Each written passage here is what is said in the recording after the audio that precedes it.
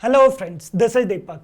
आज के इस पार्ट में हम लोग करने वाले हैं हाइबरनेट। तो हाइबरनेट क्या होता है, हाइबरनेट के यूज क्या होते हैं, देन हाइबरनेट के अंदर हम लोग एक टर्म यूज करेंगे डेट इज ओआरएम। तो ओआरएम क्या होता है, ये सारी चीजें आज मैं आप लोगों को बहुत डीपली एक्सप्लेन करने वाला हूं। ओके, और नेक्स्ट पार्ट के अंदर मैं आप लोगों को हाइबरनेट के बेसिस पर एक प्रोग्राम भी क्रिएट करके दिखाऊंगा। हम लोग हाइबरनेट का क्रड ऑपरेशन वाला प्रोग्राम क्रिएट करेंगे। ओके, बट सबसे पहले हम लोग समझ लेते हैं कि हाइबरनेट होता क्या है। हाँ जी, हाइबरनेट क्या होता है, ध्यान रखना। हाइबरनेट एक फ्रेमवर्क होता है या फिर हम लोग हाइबरनेट को ओआरएम टूल भी बोलते हैं। ओके, तो मैं यहां पर लिख देता हूं डेट इज हाइबरनेट को हम लोग क्या चीज बोल सकते हैं, डेट इज फ्रेमवर्क। ओके, या फिर हम लोग बोल सकते हैं that is ORM tool. Okay, ORM tool क्या होता है वो चीज अभी हम लोग समझेंगे, बट सबसे पहले ध्यान रखना हाइबरनेट क्या होता है। हाइबरनेट एक फ्रेमवर्क होता है या फिर एक ओआरएम टूल होता है जिसके थ्रू हम लोग हमारी जावा एप्लीकेशन को डेटाबेस के साथ, ये हमारे पास क्या है, दिस इज डेटाबेस। हाँ जी, हम लोग हमारी एप्लीकेशन को डेटाबेस के साथ बहुत ही इजीली कनेक्ट कर सकते हैं या फिर इंटरेक्ट करवा सकते हैं। हाँ जी, ये है हमारे पास that is Java application. Okay, और ये है हमारे पास डेट इज डेटाबेस।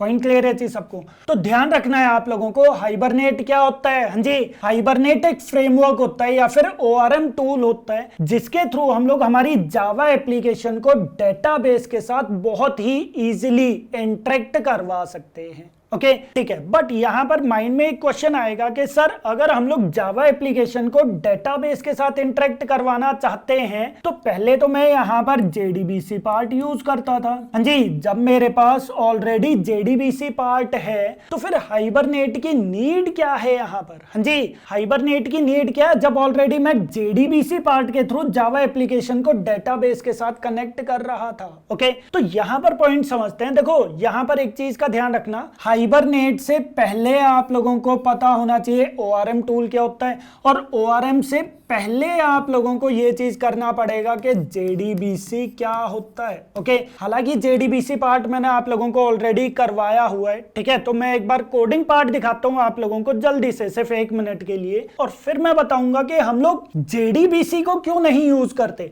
तो यहां पर देखो, ये हमारे पास क्या है, डेट इज जेडीबीसी का प्रोग्राम जिसमें हम लोग क्या काम कर रहे हैं, ये हमारे पास वैल्यूज है। हम लोग यहां पर डेटाबेस कनेक्टिविटी करके देन यहां पर इंसर्ट वाली क्यूरी प्रोवाइड कर रहे थे। दैट मींस के हम लोग यहां पर डेटाबेस वाली क्यूरीज प्रोवाइड कर रहे थे। एज ए जावा डेवलपर मुझे डेटाबेस क्यूरीज पता होनी चाहिए, तभी मैं यहां पर जेडीबीसी पार्ट का यूज कर पाऊंगा। ओके, और फिर ये जितने भी हमारे पास प्रॉपर्टीज थी या फिर वेरिएबल्स थे, मैं उन सब को एक एक करके डेटाबेस के अंदर इंसर्ट यहां पर कर दूंगा। पॉइंट क्लियर है जी सबको। तो जेडीबीसी पार्ट के अंदर हम लोग एक एक करके सारे के सारे वेरिएबल्स को इंसर्ट क्यूरी के थ्रू डेटाबेस के अंदर इंसर्ट करते थे। ओके, देन अच्छा, अगर हमारे पास यूजर ऑब्जेक्ट है, फिर यहां पर देखो, जैसे मेरे पास अगर यहां पर एक यूजर क्लास है और फिर मेरे पास दूसरी क्लास है, तो मेरे पास अगर यूजर क्लास है जिसके अंदर कुछ प्रॉपर्टीज हैं, ओके, और फिर गेटर एंड सेटर मेथड है, तो यहां पर आप चेक करोगे इंसर्ट डेमो के अंदर मेरे पास यूजर ऑब्जेक्ट क्रिएट हो गया जिसके अंदर कुछ वैल्यूज है, और मुझे क्या काम करना है, यूजर ऑब्जेक्ट को डेटाबेस के अंदर स्टोर करना है। तो अगेन वही चीज मुझे यहां पर करना पड़ेगा कि डेटाबेस के लिए मुझे इंसर्ट क्यूरी लिखनी पड़ेगी, देन यूजर से मुझे एक एक करके वैल्यूज गेट करनी पड़ेगी। ये देखो, हाँ जी, यूजर से मैं क्या काम कर रहा हूं, वैल्यूज को गेट कर रहा हूं, और फिर जाकर मैं यहां पर डेटाबेस के अंदर सारी की सारी वैल्यूज को इंसर्ट करवा रहा हूं। पॉइंट क्लियर है जी सबको। तो ये वाला जो काम है, ध्यान रखना, यहां पर हमारे लिए मैनुअली काम ज्यादा है। हाँ जी, मींस के जेडीबीसी अगर हम लोग यूज करते हैं तो यहां पर हम लोगों को मैनुअली डेटाबेस क्यूरीज जो है वो चीज प्रोवाइड करनी पड़ेगी, और एक एक करके हम लोगों को यहां पर वैल्यूज गेट करके डेटाबेस के अंदर इंसर्ट करनी पड़ेगी। ओके, तो इस टाइप से हम लोग जेडीबीसी के थ्रू डेटाबेस के अंदर वैल्यूज इंसर्ट करवाते थे। ओके, सो आप लोगों ने देखा कि हम लोग अगर JDBC का यूज कर रहे हैं तो किस टाइप से हम लोग जावा एप्लीकेशन को डेटाबेस के साथ इंटरेक्ट करवा सकते हैं। ओके, बट आप लोगों ने यहाँ पर एक चीज और नोटिस की होगी कि अगर हम लोग JDBC का यूज कर रहे हैं तो मुझे यहाँ पर जावा कोड लिखना पड़ेगा, प्लस मुझे यहाँ पर SQL क्यूरीज भी प्रोवाइड करनी पड़ेगी। हाँ जी, अगर हम लोग JDBC का यूज कर रहे हैं तो मुझे जावा कोड तो लिखना ही पड़ेगा, वो तो ऐसे जावा डेवलपर मुझे पता है, बट मुझे SQL क्यूरीज भी यहां पर याद करनी पड़ेगी, तभी मैं JDBC का यूज करके जावा एप्लीकेशन को डेटाबेस के साथ इंटरेक्ट करवा सकता हूं। ओके, SQL क्यूरीज कौन सी? इंसर्ट, अपडेट, डिलीट, सेलेक्ट, बहुत सारी SQL क्यूरीज होती हैं, वो सभी मुझे याद करनी पड़ेंगी। ओके, तो ठीक है सर, बट हाइबरनेट का यहां पर क्या यूज है? देखना, समझना, यहां पर हाइबरनेट अब यहां पर ये चीज बोलता है कि भाई आप जावा डेवलपर हो, अब जावा डेवलपर हो तो आप सिर्फ जावा कोड प्रोवाइड करो, आप SQL क्यूरीज प्रोवाइड मत करो। हाँ जी, आपको SQL क्यूरीज याद करने की नीड नहीं है, आप SQL क्यूरीज प्रोवाइड मत करो, मैं डायरेक्टली डेटाबेस के साथ इंटरेक्ट करवा दूंगा। कैसे? By using methods. That means के हाइबरनेट बहुत सारे क्लासेस, इंटरफेसेस और मेथड्स प्रोवाइड करता है जिनके थ्रू हम लोग जावा एप्लीकेशन को डेटाबेस के साथ बहुत ही इजीली इंटरेक्ट करवा सकते हैं। क्लियर है चीज? तो यहां पर आप लोगों को समझ में आ गया हाइबरनेट हम लोग क्यों यूज करते हैं, क्यों इंडस्ट्री के अंदर ज्यादा डिमांडिंग में है और क्यों JDBC कम यूज होता है। हाँ जी, दोबारा फिर बताता हूं, JDBC अगर हम लोग यूज करते हैं तो एज ए जावा डेवलपर मुझे SQL क्यूरीज भी याद करनी पड़ेंगी, बट हाइबरनेट ये बोलता है कि आप जावा डेवलपर हो तो आप जावा कोड ही प्रोवाइड करो, आप लोगों को SQL क्यूरीज प्रोवाइड करने की नीड नहीं है, वो मैं बैकएंड पर खुद से ही मैनेज कर लूंगा और हम लोग जावा एप्लीकेशन को डेटाबेस के साथ इंटरेक्ट करवा सकते हैं। ओके, तो ये तो पार्ट था हमारे पास JDBC एंड हाइबरनेट का, बट क्वेश्चन यहां पर ये आता है कि सर फिर यहां पर ORM का क्या मतलब है। हाँ जी, ORM का क्या मतलब है ये चीज समझ लेते हैं। देखो यहां पर, हाँ जी, सबसे पहले तो हम लोग बात करते हैं कि ORM होता क्या है। हाँ जी, ORM की फुल फॉर्म क्या होती है ये चीज देखो। हाँ जी, O means object, then R means relational and M means mapping. हाँ जी, ORM की फुल फॉर्म क्या है? That is object relational mapping. That means के हम लोग जावा ऑब्जेक्ट्स को, ध्यान से सुनना ये चीज, हम लोग जावा ऑब्जेक्ट्स को, मैं यहां पर लिख देता हूं, आप लोगों को इजी हो जाएगा याद करना। हाँ जी, हम लोग जावा ऑब्जेक्ट्स को रिलेशनल डेटाबेस के साथ किस टाइप से मैप करवाते हैं। हाँ जी, हम लोग जावा ऑब्जेक्ट्स को रिलेशनल डेटाबेस के साथ किस टाइप से मैप करवाते हैं। तो ये जो टेक्निक है कि आप जावा ऑब्जेक्ट्स को रिलेशनल डेटाबेस के साथ किस टाइप से मैप करवाओगे, उस चीज को हम लोग बोलते हैं दैट इज ORM। तो ORM क्या होता है? हाँ जी, ORM एक टेक्निक है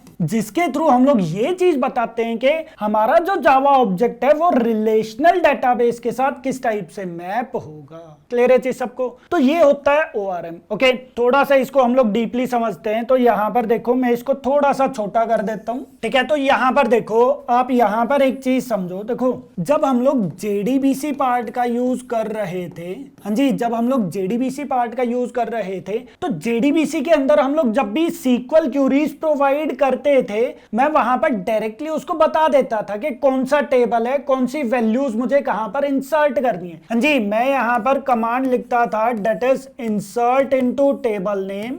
जैसे टेबल का नेम फॉर एग्जांपल मेरे पास है यूजर। ओके, तो insert into table name, table name के बाद मैं यहां पर कॉलम्स के नेम भी प्रोवाइड करता था, जैसे name, email, then password, gender, city. तो ये सारी चीजें क्या है? These are column name, that is name, email, password, gender, city. Okay, तो insert into table name, then values. हाँ जी, वैल्यूज, और फिर जाकर मैं यहां पर पोजिशनल पैरामीटर जो है वो चीज प्रोवाइड कर देता था।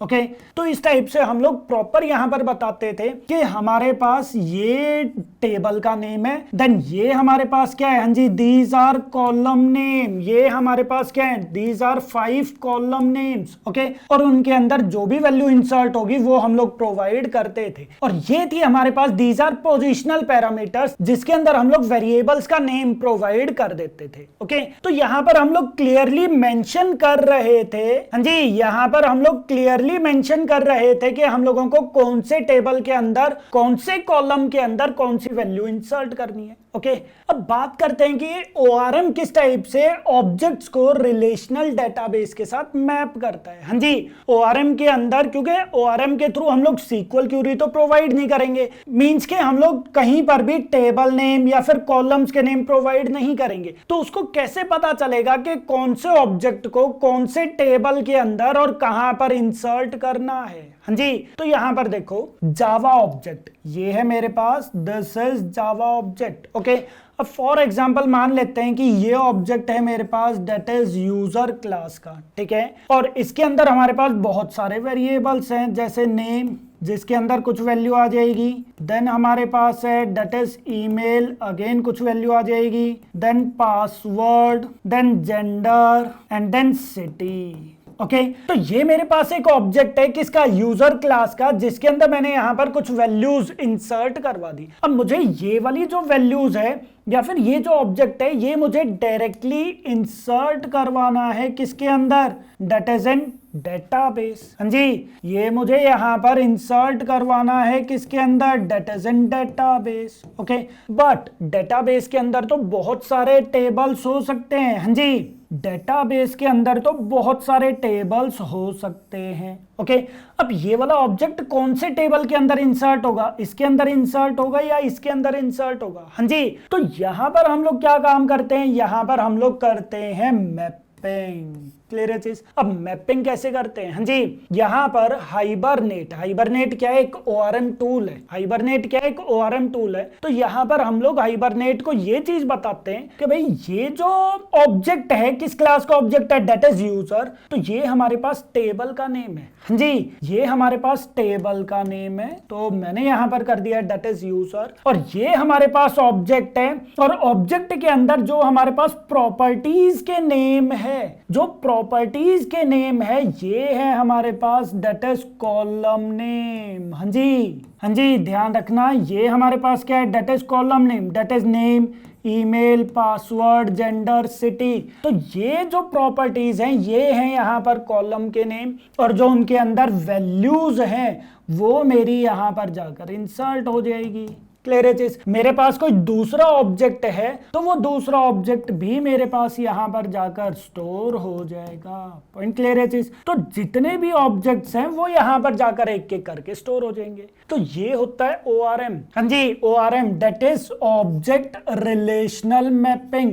दैट मीन्स कि मैं जावा ऑब्जेक्ट को रिलेशनल डेटाबेस के साथ मैप करवाता हूं। क्लियर है चीज। दैट मीन्स कि मैं ये चीज बताता हूं कि भाई हमारा जो जावा ऑब्जेक्ट है वो अगर रिलेशनल डेटाबेस के अंदर, मतलब डेटाबेस के अंदर अगर वो डायरेक्टली इंसर्ट होगा तो वो किस टाइप से मैप होगा, क्योंकि डेटाबेस के अंदर तो बहुत सारे टेबल्स हो सकते हैं, बहुत सारे कॉलम्स हो सकते हैं। क्लियर है चीज। तो ये जो हम लोग मैपिंग करते हैं ऑब्जेक्ट रिलेशनल डेटाबेस के बीच में, इस चीज को या फिर इस टेक्निक को हम लोग बोलते हैं दैट इज ORM। और यहां पर कहीं पर भी हम लोगों को SQL क्यूरीज प्रोवाइड करने की नीड नहीं है। पॉइंट क्लियर है चीज सबको। तो इसके लिए मैं एक आप लोगों को बड़ा सिंप्लीफाइड डायग्राम बनाया हुआ आप लोग यहां पर देख सकते हो। तो ये देखो किस टाइप से ऑब्जेक्ट हमारा डेटाबेस के साथ मैप हो रहा है। आई होप आप लोगों को ये चीज समझ में आ रहा होगा। क्लियर है चीज सबको। ओके ठीक है। तो यहां पर देखो, हाँ जी यहां पर अगर हम लोग बात करें हाइबरनेट की, तो हाइबरनेट क्या होता है। हाँ जी हाइबरनेट एक फ्रेमवर्क है या फिर एक ORM टूल है। अब समझ में आ गया ORM टूल का क्या मतलब है। हाँ जी ORM tool that is object relational mapping. तो हाइबरनेट एक ORM टूल होता है जिसके थ्रू हम लोग हमारी जावा एप्लीकेशन को डेटाबेस के साथ इंटरेक्ट करवा सकते हैं और हम लोगों को SQL क्यूरीज भी प्रोवाइड करने की नीड नहीं है। क्लियर है चीज सबको। तो इसी वजह से हाइबरनेट जो है वो थोड़ा ज्यादा यूज होता है।